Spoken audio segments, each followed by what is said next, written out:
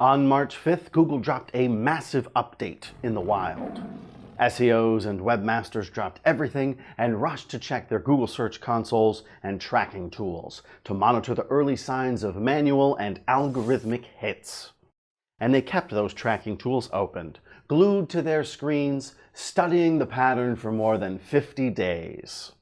50 days.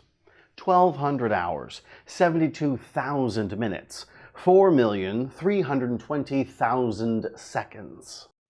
Sites lost traffic, SEOs lost sleep, and a good amount of people lost their minds. It was bad. It included core, spam, HCU integration into core, and some new additions to the existing spam policies. Scaled content abuse, expired domain abuse, and site reputation abuse, or parasite SEO. Immediately after the rollout announcement, 2 of these spam updates started triggering both automated and manual actions, while the site reputation abuse wasn't enforced until 2 months later on May 5th. You can read more about that here in this Search Central document. The analysis of the impact is as big as the update itself. And honestly, it wasn't easy analyzing everything and finding a concrete conclusion. The first 14 days saw core and spam updates rolling simultaneously. So we can't put everything on spam or core updates during these 2 weeks, especially since some level of volatility comes naturally after the rollouts are finished. Across the search, sites experienced surges, drops, reversals, volatility, de-indexing, and overall unpredictability. It kept webmasters and SEOs frustrated and on their toes, staring into the abyss. We conducted a study of 94 sites from different niches to inspect the impact of these updates. Using Ahrefs, we assessed traffic gains and losses throughout the entire rollout period. We'd also like to say that none of this is definitive. The analysis and the results are based on our observations and interpretations of our data. So let's break it down. Assessing 30 sites in the home niche, in terms of traffic, we found 18 sites growing, 6 sites fluctuating, 4 unaffected, and 2 declining. Out of the 11 sites in the moving niche, 10 increased in traffic and 1 experienced fluctuations. Out of the 26 in the education niche, 10 grew in traffic, 3 fluctuated, 9 remained neutral, and 4 declined. And lastly, in travel, we analyzed the 26 sites and discovered that 14 grew in traffic, 7 fluctuated, 3 remained neutral, and 2 declined. Now, looking at this as a whole, it's kind of a mix of everything. In every niche, sites had an impact at different levels. Good, not good, neutral. But there wasn't a general impact overall. However, we can say that the sites experiencing improvements are doing something right. It could be their content, user signals, authority, or some magical combination of it all. On the other hand, we also saw many sites getting de-indexed, deranked, and straight up flatlining. Most of them had low-quality, run-of-the-mill AI content like these. Then there were some interesting cases of sites witnessing surges and drops consecutively.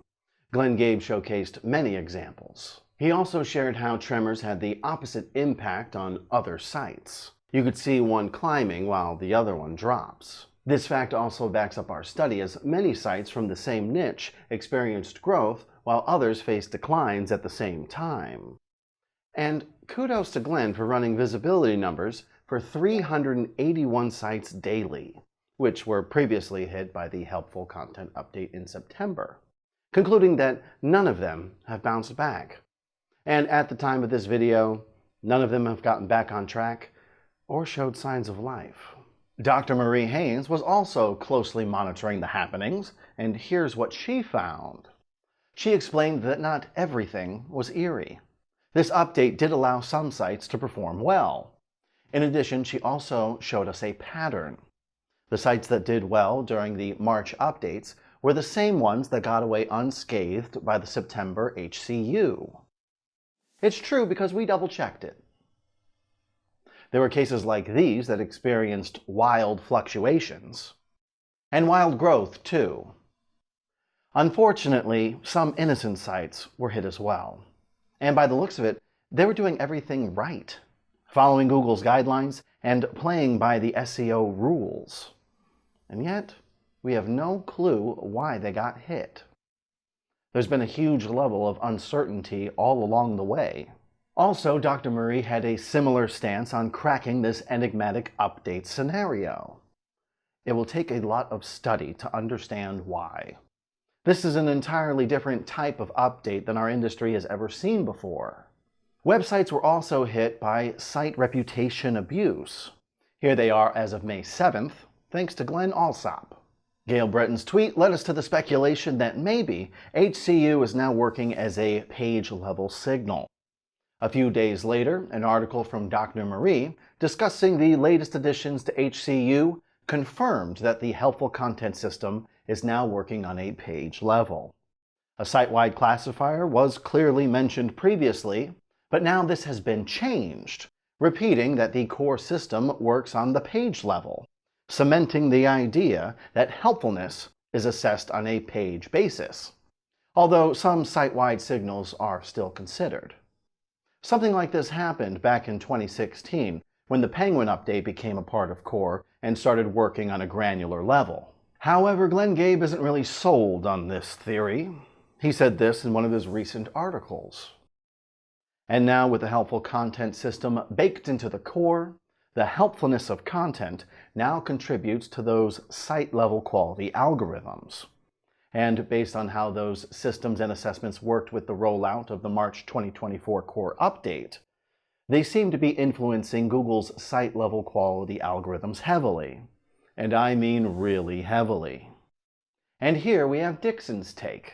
We get it, SEOs have differing opinions over evolving concepts.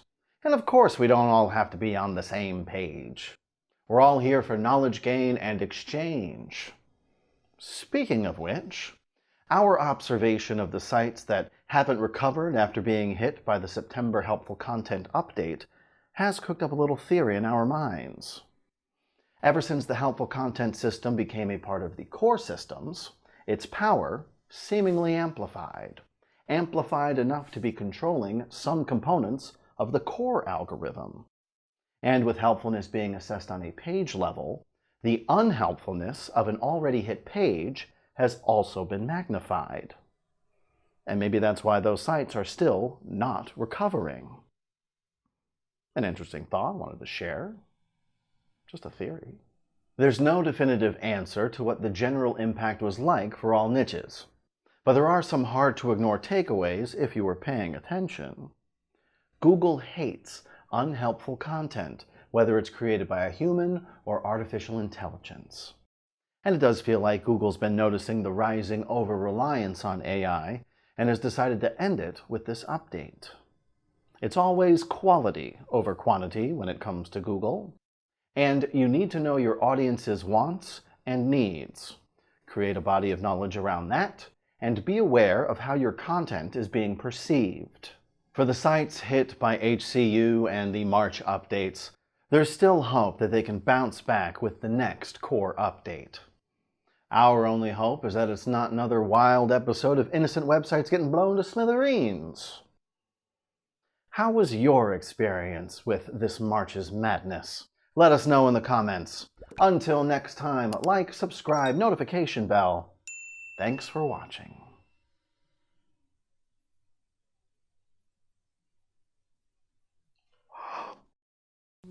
Yes, it was bad. Very the political.